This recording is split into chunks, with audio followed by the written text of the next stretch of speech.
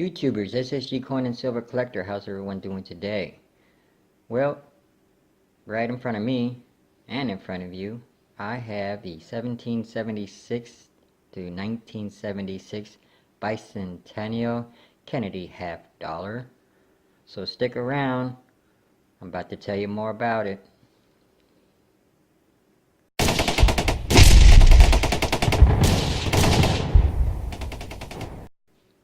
Alright YouTubers, thank you for sticking around. Welcome to my channel. Before I get into a discussion about the 1776 to 1976 S Kennedy half dollar, I was doing some coin hunting on some Kennedy half dollars, and I kept a few of them just to have, around, because I thought they were kind of like unique for me, So before I do that, let's go ahead and look at one of them that I stumbled onto, which is the 1964 Kennedy half dollar, which we are all familiar with. And this is a regular Kennedy half dollar where there was 273,304,000 plus produced by the mint. If you can find this 1964 Kennedy half dollar, 90% silver, and an MS63 and up, you are looking at the average of about $8.50 or a little bit higher than that. And if you can find it in gem shape, I'm sure you're going to get it in much more for that coin. So on the obverse of this coin, you can see that the legends are well. The Kennedy himself is got some scruffs going on right there. I believe that's just from rubbing against other coins. The In God We Trust is fully defined, and the euro is also fully defined on the obverse of this coin. The ridge and edge seem to be pretty good. There doesn't seem to be any damage as I am presenting it to you. You can see that it is totally full 90% silver, so no damage there. Now go ahead and take it to the reverse, and as you can see here, the legends are fully defined. The field is fine. The half dollar is fully defined, and the legend itself is presentable with the eagle and everything in fully defined feature. So that was one of my pieces that I found while I was coin hunting on half dollars. Then we have the 1968 Delta, which is the Denver Mint, which if I'm correct, the mint produced 246,951,000 plus.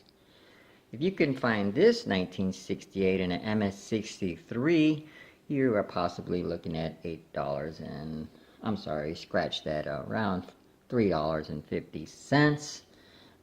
But it could be more because my book is like 7 years old, so I don't know, it could have already changed by now. So, but on the adverse of this coin, it looks very, very well. The ridge looks good, the legends look good, the field looks okay on the obverse of this coin, and the ear is also presentable. And on the side, the ridge and the edge look very good, no damage. On the reverse,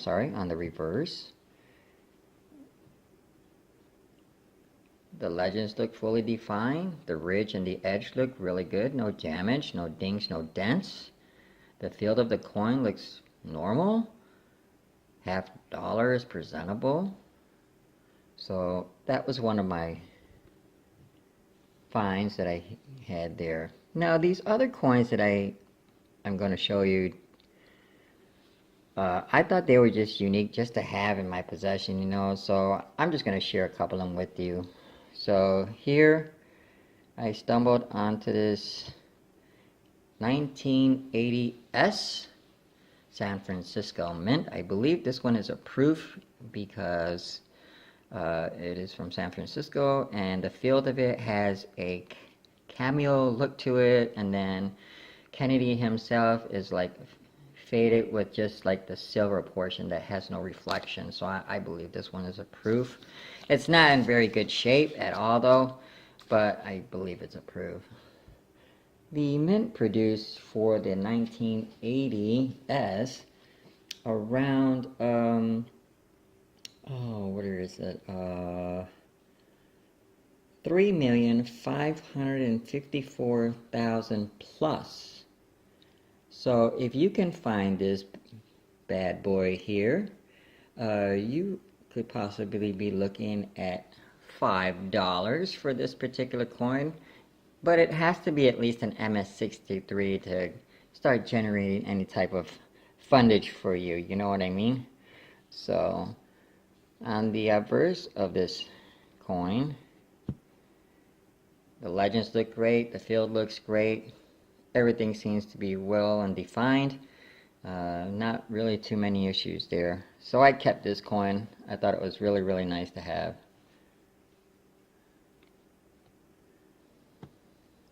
The next coin I'm going to present to you is this 1989 Denver. Field looks good. Presentation of the coin looks very well. Let's take that back. The field is not that great because it's very dull. It's got a lot of scratches. You can see the ring mark right there from the from the coin press right there when it was being pressed with the 50-cent rose. The mint produced for the 1989 Denver, 23 million plus. So if you can find it in an MS63, you're looking at around $3. On the reverse, looks okay, you know, nothing special. But the field and the legends look okay. I mean, no, the field is still dull. The legends look good. They're still presentable. So, all right. Now, back to the 1976 bicentennial. Now, if I'm correct, the mint produced around 234,300,000 plus. And if you can find this 1776, you're looking at a MS63, probably about $1.50. If you find this in a clad, the mint only produced 11 million, and in an MS63 you're looking at around $11. On the obverse of this coin is very presentable. The legends look good, the field looks good, not that bad. It's still got a little dullness there, you know, but you know, for 1976, I think it still looks pretty good. On the reverse, you can see that the legends look fully defined. Looks like I got a little toning going on right there. Oh yes, so some toning, yes, because this particular coin has silver. That's right. This particular coin was made with 0.800 silver, 0.200 copper bounded on the inner liner. So the net weight would be about 0.14792 ounces of pure silver.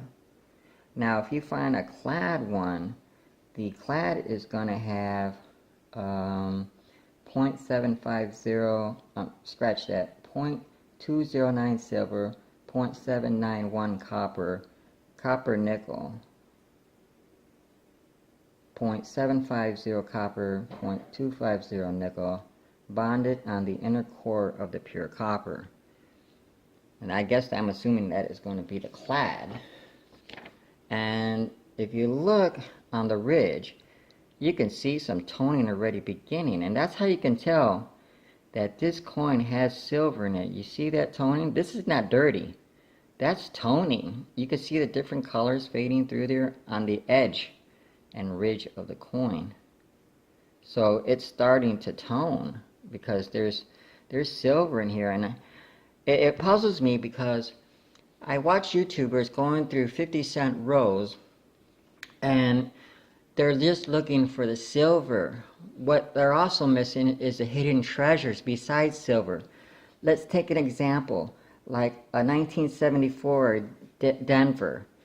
There's a 1974 50-cent piece out there that has a double die obverse, you know, which would probably be way more than looking for just a regular silver Kennedy half dollars of a 64, you know. There are many, many, in errors on, half dollars. But when I see, like, people going and just like, nope, nope, nope, nope, nope. They're passing up the 1976, 1776 there. They're passing up those 1974s that are possibly have double dies in them, on the obverse or reverse, They just look for the silver. And the hidden treasures are in the coins that may not have silver. They're in the actual mint errors, So keep that in mind, YouTubers. Just because you're going through your 50-cent rolls, of Kennedy half dollars, don't just be looking for the silver. Take that extra step. Take it the extra mile. Look for the errors, before you turn in and cash them to get another recycle of the $500 box. Always make sure you're looking through them first with your magnifier, so that way if you find an error, you have something solid to have with you that may bring you some money.